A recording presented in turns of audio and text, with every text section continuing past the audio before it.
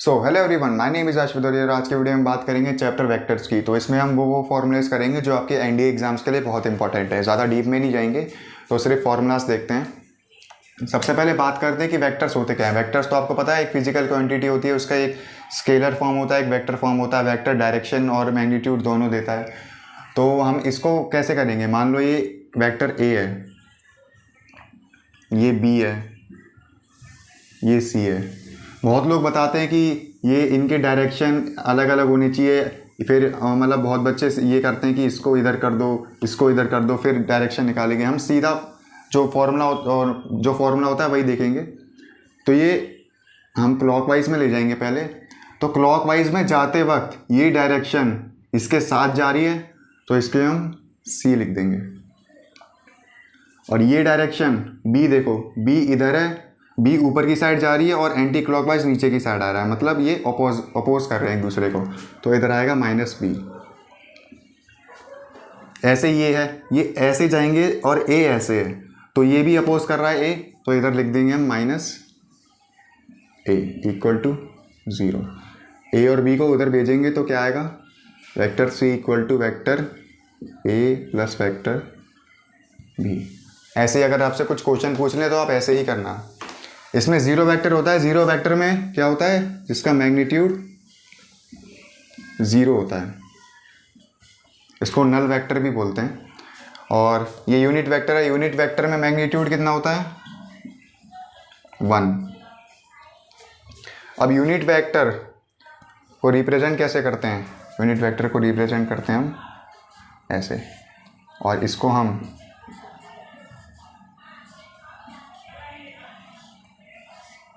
ऐसे भी लिख सकते हैं। मैग्नीट्यूड क्या होता है, मैग्नीट्यूड मान लो कोई भी वेक्टर है, x equal to A I plus B J plus C के।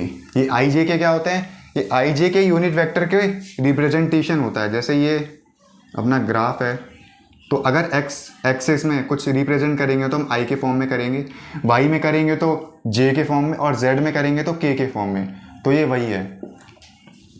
अब इसका मैग्नीट्यूड कैसे लिखेंगे हम, जो भी इनके कांस्टेंट्स होंगे उनको हम स्क्वायर कर देंगे ऐड करने पर। तो ये क्या होगा, a square plus B square plus C square, और ऊपर हम रूट लगा देंगे, तो इसका मैग्नीट्यूड हो जाएगा। तो अब हम देखते हैं एंगल बिटवीन टू वेक्टर्स। मान लो दो वेक्टर्स हैं, ये एक हो गया, ये एक हो गया, ये ए मान लेते हैं, ये भी मान लेते हैं। इन दोनों के बीच का एंगल कैसे निकालेंगे, तो इसको हम बहुत तरीके से जोड़ सकते हैं, लेकिन एक मंत्र होता है, आपको ये याद नहीं रखना है एकदम से ताल मिला। ये आपने गाना भी सुना होगा, मतलब टेल से टेल मिला। टेल मतलब क्या होता है, ये वेक्टर है एक, तो ये इसका टेल है, ये इसका हेड है, इसको टेल बोलते हैं। तो टेल से टेल मिला मतलब ये, इसको हम नीचे ले आएंगे। ये हमने ऐसे करा, इसको हम ऊपर ले गए, चलो। तो ये हो गया, ये बी है, ये बी। तो ये टेल से टेल मिलनी चाहिए, तभी वेक्टर्स होगा। और वेक्टर हमेशा एक्यूट एंगल होगा। एक्यूट मतलब जो 0 से 180 तक ही जाए। 180 एक्यूट नहीं होता, लेकिन 0 से 180 तक ही जाता है थीटा। तो इसके बीच का एंगल क्या होगा, थीटा। अब जैसे मान लो कि मैक्स टू मैक्स कितना बढ़ सकता है, ये दो वेक्टर्स हैं, तो ये इनका एंगल क्या होगा, 180। अब आप बोलो कि नहीं, ये हो गया एक, ये हो गया, तो इनके बीच का एंगल क्या होगा, ये नहीं, इसको नहीं लेंगे, फिर हम इसको लेंगे, तो ये थीटा हो जाएगा। तो इसको ऐसे करना है, हमेशा टेल से टेल जोड़नी है। अब कोप्लेनर वेक्टर्स क्या होते हैं, इसलिए बहुत ही आसान है। कोप्लेनर वेक्टर्स मतलब जो एक प्लेन में आ रहे हो, जैसे ये है, ये एक प्लेन में आ रहा है। अब इसको हम ऐसे भी कर देंगे तो ये फिर एक प्लेन में आएगा, ये एक प्लेन है। तो दो वेक्टर्स हमेशा कोप्लेनर होते हैं। अब मान लो 3 वेक्टर्स हैं, तो 3 वेक्टर्स कोप्लेनर हो भी सकते हैं और नहीं भी हो सकते। अब जैसे ये है, ये एक ही प्लेन में आ रहे हैं तीनों, तो ये कोप्लेनर है। लेकिन अगर ये हो गया तो ये कोप्लेनर नहीं है। दो वेक्टर आपस में कोप्लेनर है, जैसे ये है और ये है, ये दोनों दो आपस में है, लेकिन तीनों कोप्लेनर नहीं है, तो इसको हम कोप्लेनर वेक्टर्स बोलते हैं। अब डॉट प्रोडक्ट क्या होता है? डॉट प्रोडक्ट होता है जैसे दो वेक्टर्स हैं, इनको हम डॉट प्रोडक्ट लेंगे ए डॉट बी, तो इसको हम लिखेंगे magnitude of A into magnitude of B into cos theta. तो ये डॉट प्रोडक्ट होता है। अब इनकी बहुत सारी प्रॉपर्टीज़ होती हैं, हमें प्रॉपर्टीज़ याद करनी पड़ेंगी। तो ये प्रॉपर्टीज़ बहुत सारे क्वेश्चन पे यूज़ होते हैं, तो इनको आप ध्यान से देखना। फर्स्ट प्रॉपर्टीज़ है A dot B equal to B dot A dot A equal to magnitude of vector A का स्क्वायर। ये दोनों बहुत इंपॉर्टेंट है, बीच बीच क्वेश्चंस में बहुत सारी यूज़ होते हैं। और इसको हम लिख सकते हैं वेक्टर ए का स्क्वायर। अब जैसे ए डॉट बी प्लस सी है, तो इसको हम डिवाइड कर देंगे आपस में, तो ये हो जाएगा A dot B plus A dot C. Fourth है angle between two vectors. Angle between two vectors कैसे होगा? कुछ नहीं करना, कॉस थीटा को इधर रखना और इन दोनों मैग्नीट्यूड्स को नीचे ले जाना है। तो ये हो गया cos theta equal to A dot B upon में magnitude of A into magnitude of B. तो ये आपका एंगल बिटवीन टू वेक्टर्स निकल गया। अब दो वेक्टर्स परपेंडिकुलर हैं, मान लो दो वेक्टर्स हैं ए और बी और वो परपेंडिकुलर हैं, तो इसका मतलब होगा कि A dot B equal to 0 है। और अगर A dot B equal to 0 है तो इसका मतलब होगा कि ए परपेंडिकुलर टू बी है। लेकिन इसके दो और मतलब होंगे। अब ए 0 भी तो हो सकता है, वेक्टर ए, तब भी ये ए डॉट बी 0 हो सकता है, और वेक्टर बी भी 0 हो सकता है। तो ए डॉट बी अगर 0 है तो ए परपेंडिकुलर टू बी भी हो सकता है, ए जो वेक्टर होगा वो 0 भी हो सकता है और बी की वैल्यू भी 0 हो सकती है। तो इसमें 3 केस बनेंगे। लेकिन अगर ए परपेंडिकुलर टू बी है तो उसका सीधा सीधा मतलब होगा A dot B equal to 0। और मान लो 3 वेक्टर्स हैं जो कि म्यूचुअल परपेंडिकुलर हैं, ए बी सी 3 वेक्टर्स हैं, ये आपस में म्यूचुअली परपेंडिकुलर है। मतलब ए परपेंडिकुलर टू बी है, बी परपेंडिकुलर टू सी है, सी परपेंडिकुलर टू ए है। तो इसका मतलब होगा A dot B equal to B dot C equal to C dot A, और वो तीनों ही 0 के इक्वल होंगे। तो अब हम कुछ और फॉर्मूलाज देखते हैं। सबसे पहले देखते हैं प्रोजेक्शन का बहुत इजी आता है क्वेश्चन, अगर आएगा तो आप कर ही लोगे। बस आपको ये थोड़ा सा याद रखना है। जैसे मान लो दो वेक्टर्स हैं ए और बी, तो projection of A on B, तो इसका होगा ए डॉट बी, और नीचे वो आएगा जिसका प्रोजेक्शन हो रहा होगा, मतलब जो ऑन के बाद होगा। ऑन बी लिखा है तो इसका मैग्नीट्यूड ले लेंगे हम ये। अब हम क्रॉस प्रोडक्ट देखते हैं।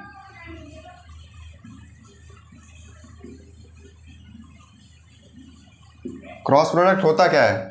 क्रॉस प्रोडक्ट मान लो दो वेक्टर्स हैं, ए लिख दिया हमने 1i plus 2j plus 3k, और वेक्टर बी है 2i plus 1j plus 2k।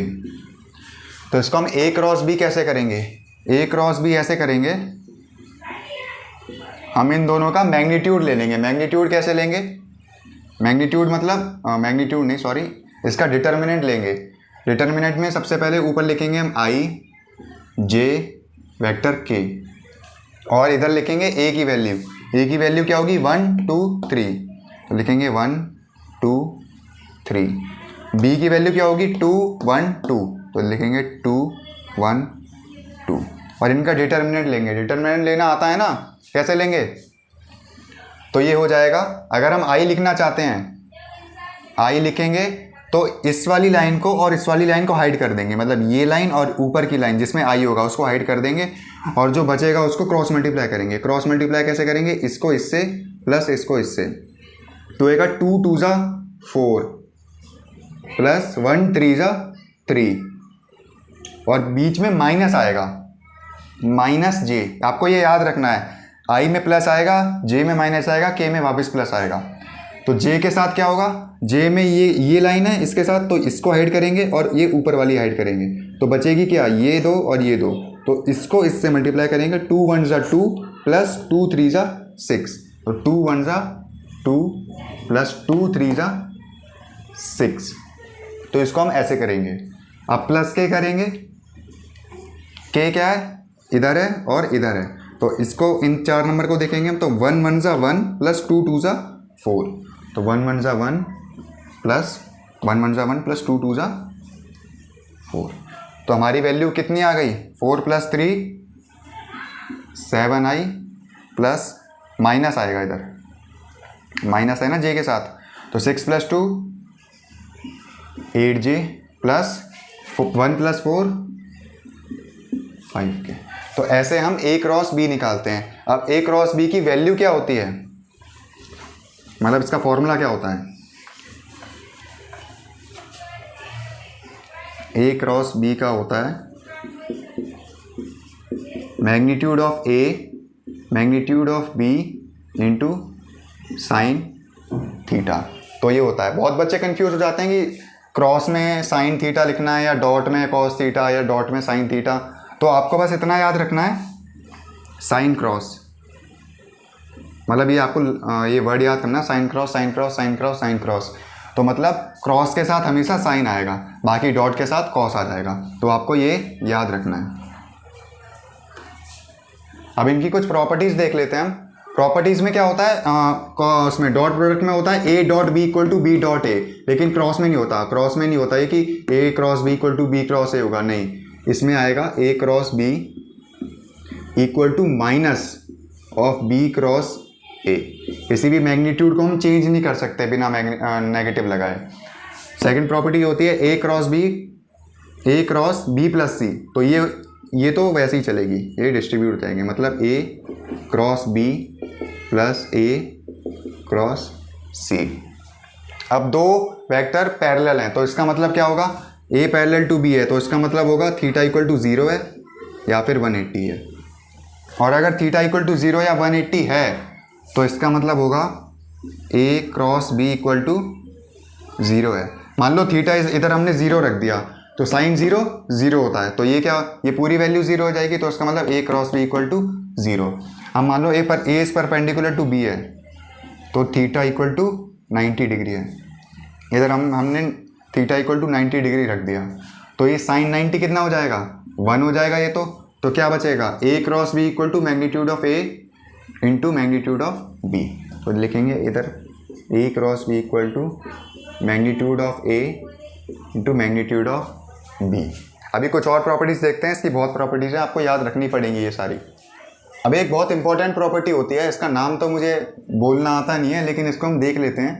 तो ए क्रॉस बी और मैग्नीट्यूड का square plus A dot B का square equal to magnitude of A का square into magnitude of B का square. इसको कुछ नहीं है, बस अगर इसको हम ड्राइव भी कर सकते हैं, वैसे अगर इसको हम खोलेंगे तो क्या हो जाएगा, ये मैग्नीट्यूड ऑफ ए का स्क्वायर मैग्नीट्यूड ऑफ बी का स्क्वायर, और साइन में क्या, क्रॉस में क्या आता है, साइन, याद कराया था ना, साइन क्रॉस, तो इधर क्या आएगा, साइन स्क्वायर थीटा, ये स्क्वायर है ना, तो ये आएगा, प्लस ए डॉट बी का स्क्वायर क्या होगा, मैग्नीट्यूड ऑफ ए का स्क्वायर मैग्नीट्यूड ऑफ बी का square into cos square theta. इन दोनों को कॉमन ले लेंगे तो क्या आ जाएगा, sine square theta plus cos square theta. मतलब अगर हमने इन दोनों को कॉमन ले लिया तो क्या आएगा, साइन स्क्वायर थीटा बचेगा, इसमें इतना तो ये बाहर निकल गया, इसमें इतना बाहर निकल जाएगा, तो क्या बचेगा, कॉस स्क्वायर थीटा। तो इसकी वैल्यू क्या हो जाएगी, sign square theta plus cos square theta 1 होता है ना, तो क्या बचेगा, मैग्नीट्यूड ऑफ ए का square into magnitude of B का स्क्वायर। ये बहुत सारे क्वेश्चंस में यूज होता है, बहुत इंपॉर्टेंट है, तो इसको आप डायरेक्टली ऐसे ही याद रखना। तो अब हम देखते हैं geometrical representation of cross product. तो ये क्रॉस प्रोडक्ट के कुछ ज्योमेट्रिकल रिप्रेजेंटेशन है। अगर हमें पैरेललोग्राम का एरिया निकालना होगा, मतलब ये पैरेललोग्राम है और हमें इसका एरिया निकालना होगा, तो कैसे करेंगे, अगर साइड्स दे रखी है हमें, मान लो ये ए है, ये बी है, ये सी है, ये डी है, हमें साइड्स दे रखी है, A B equal to C D होगा और A D equal to B C होगा, पैरेललोग्राम में यही होता है। तो साइड्स को हम कैसे करेंगे, तो हम इसका मैग्नीट्यूड लेंगे और A B cross B C, A B cross BC। अगर हम इसको क्रॉस प्रोडक्ट करेंगे तो एरिया ऑफ पैरेललोग्राम हमें निकल जाएगा। मान लो हमें डायगनल्स दे रखे हैं, इसके साइड्स नहीं दे रखे, डायगनल्स दे रखे हैं। तो डायगनल ये है D1, ये है D2, तो इसका क्या हो जाएगा, इसका हो जाएगा half into D1 cross D2, इसका ही हो जाएगा। अब ऐसे ही हमें एरिया ऑफ ट्रायंगल दे रखा है, तो हमें दो साइड दे रखी हैं A B, तो इसका वही हो जाएगा हाफ A क्रॉस B, ये हो जाएगा। एरिया ऑफ क्वाड्रिलेटरल, क्वाड्रिलेटरल मतलब जिसकी 4 साइड्स हैं और कुछ है नहीं, मतलब ना पैरेललोग्राम है ना स्क्वायर है, तो हमें कुछ भी क्वाड्रिलेटरल है ये, तो इसका सीधा सीधा जो 2 डायगनल्स होंगे उसको हम क्रॉस प्रोडक्ट निकालेंगे, तो इसका हमें एरिया आ जाएगा। तो इसका क्या होगा D1 डॉट D2 और साथ में हमें हाफ लगाना है। अभी ज्योमेट्रिकल रिप्रेजेंटेशन ये क्रॉस प्रोडक्ट का था, अभी हम डॉट प्रोडक्ट का देखते हैं। तो अब हम देखते हैं geometrical representation of dot product. तो ज्योमेट्रिकल रिप्रेजेंटेशन देखने से पहले हम स्केलर ट्रिपल प्रोडक्ट देखेंगे। स्केलर टेलर प्रोडक्ट मतलब STP, ये आपने बहुत जगह सुना होगा। तो मान लो 3 वेक्टर्स हैं, A equal to A1 dot I plus A2 plus A3, ऐसे ही B है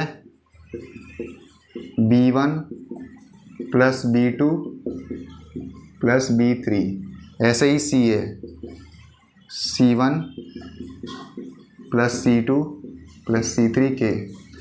अगर हमें 3 वेक्टर्स दे रखे हैं तो इसका स्केलर ट्रिपल प्रोडक्ट क्या होगा। स्केलर ट्रिपल प्रोडक्ट को हम ऐसे रिप्रेजेंट करेंगे A B C, इसको हम बॉक्स प्रोडक्ट भी बोलते हैं। बॉक्स मतलब ये जो बॉक्स में है A B C, क्या होगा ये होगा, इसका मैग्नीट्यूड लेंगे हम, इसका A1 A2 A3 B1 B2 B3 और C1 C2 C3 का, तो ये हो जाएगा A1 A2 A3 B1 B2 B3 और ये हो जाएगा C1 C2 C3। तो इसका मतलब स्केलर ट्रिपल प्रोडक्ट होता है, इसको ऐसे निकालते हैं। अब ऐसे ही हमें कभी वॉल्यूम ऑफ परपेलोपाइड पूछ लिया, हमें क्वेश्चंस में बहुत बार पूछ लेते हैं वॉल्यूम ऑफ परपेलोपाइड, तो इसका सीधा मैग्नीट्यूड ले लेंगे हम स्केलर ट्रिपल प्रोडक्ट का। और अगर वॉल्यूम ऑफ टेट्राहेड्रॉन पूछ लिया तो 1/6 कर देंगे इसी वैल्यू का, तो ये हमारा वॉल्यूम ऑफ टेट्राहेड्रॉन निकल जाएगा। तो ये कुछ फॉर्मूलाज थे वेक्टर्स के, और आपको जो भी मेरे से कुछ लेक्चर्स वगैरह चाहिए तो आप सीधा कमेंट करें, और इनके क्वेश्चंस वगैरह करवाने हैं तो आप कमेंट में कर सकते हैं। और ऐसे कुछ और फॉर्मूलाज चाहिए किसी भी चैप्टर्स के, बहुत सारे चैप्टर्स हैं, तो आप नीचे कमेंट कर सकते हैं। बाकी वीडियो अपने भाइयों और दोस्तों के बीच में शेयर करें। Thank you very much.